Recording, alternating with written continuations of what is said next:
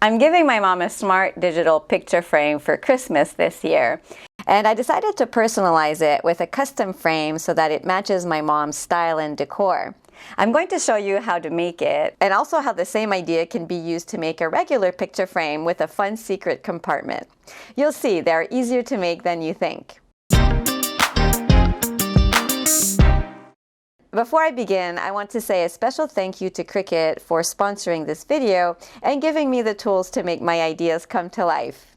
I wasn't sure if my concept for this slip-on frame would work, so I made a prototype first with cardboard to work out all the kinks and get all the dimensions figured out. I needed a material that was rigid yet thin to build the structure, so I chose heavy chipboard to make it.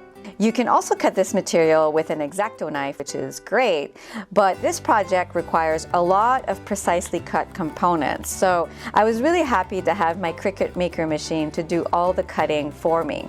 Receiving my Cricut Maker machine for the first time was a real game changer for me. It gave me the freedom to dream up all kinds of DIY projects and gifts like this one, and know that I now have a machine that can help me make all of it.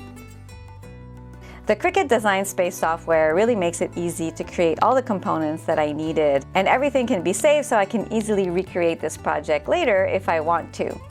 Chipboard is only one of hundreds of materials that you can cut with the Cricut Maker. It can handle the most delicate of paper to fabric to even thick leather. And depending on which material you're cutting, you just change out the tool that you need, which is really quick and easy to do. Since this was my first time using the knife blade, I had to calibrate it before starting to cut. This machine prompts you on how to do this, so it's very straightforward. Because the star wheels can mark the chipboard, I push them all to the side before starting to cut. And I use a strong grip mat and put masking tape all around the edges of the material to make sure that it stays in place. It's so much fun to watch the Cricut Maker do its thing. It works by making several passes over the cut line, which takes a few minutes. And then when it's all done, all the pieces come off and you have a perfectly cut frame. I repeated this process for the other components of the frame structure, and then I moved on to cutting the wood veneer. The idea is to use this veneer to cover all the chipboard so that this frame looks like it's made out of solid wood. For this material, I put back the star wheels and switched to the deep point blade. Cutting thin wood veneer like this can be tricky to do without damaging the material, but the Cricut Maker cut everything perfectly in just a few minutes. I started the assembly process by first gluing the spacer to the back with white glue.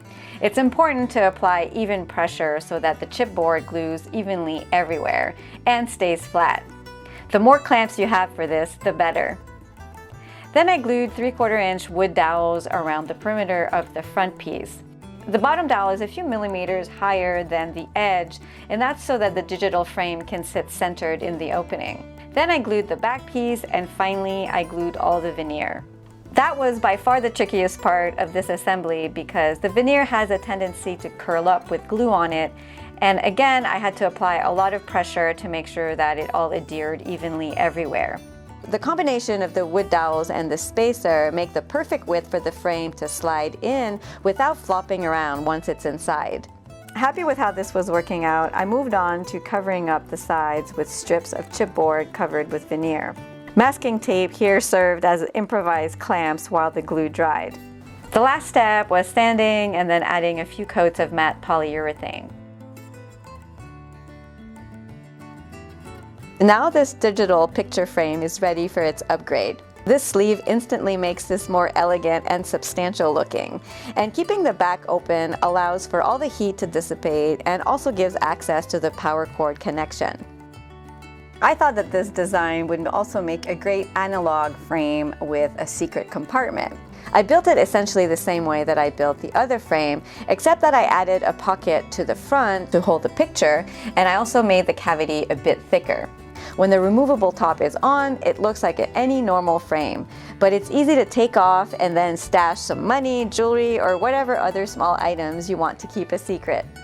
I'll put a link to the details on how to make this particular version in the description below, along with all the links of the materials that I used, the digital frame, and the Cricut Maker machine.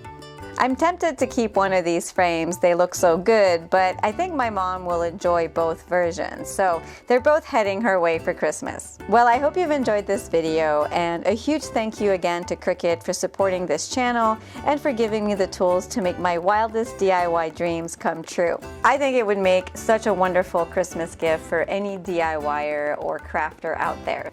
Thanks for watching, and don't forget that if you're looking to see what I'm up to day to day, join me on Patreon and follow me on Instagram. I'll see you next time.